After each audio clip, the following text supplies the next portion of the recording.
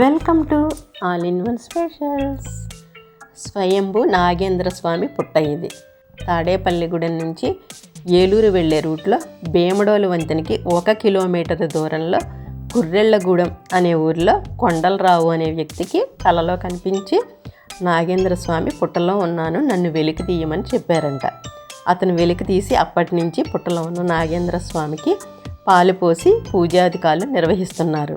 వివాహం కావాలన్నా, సంతానం కావాలన్నా, ఆరోగ్యం, ఆర్థిక సమస్యలు దేనికైనా సరే 9 మంగళవారాలు స్వామికి పుట్టలో పాలు పోసి 1 ఆదివారం అభిషేకం చేయించుకుంటే అనుకున్న కోరికలు నెరవేరుతున్నాయని భక్తుల నమ్మకం. సంతానం కావాలనుకునే వాళ్ళని అక్కడ స్నానం చేసి తడి బట్టలతో నాగమ్మ గుడిలో నిద్ర చేస్తారు. పగటిపూటేనంటండి, రాత్రివేళ కాదు. స్వప్నంలో స్వామి వాళ్లకు పూలు లేదా పండ్లు కనిపించే సంకేతాలు ఇస్తారట. ఆడపిల్ల మగపిల్లాడ అనేది వాళ్ళు తెలుసుకుంటారు. వాళ్ళకి వడి బియ్యం కూడా ఇస్తారు. సంతానం కలిగిన తర్వాత తీసుకొచ్చి అక్కడ ఉయ్యాలలో వేస్తారు. ఇలా ఎంతోమంది సంతాన భాగ్యాన్ని పొందారని అక్కడికి వచ్చే భక్తులు చెప్తున్నారు. మంగళవారం 5,000 మంది భక్తులు పుట్టలో పాలు పోస్తున్నారు.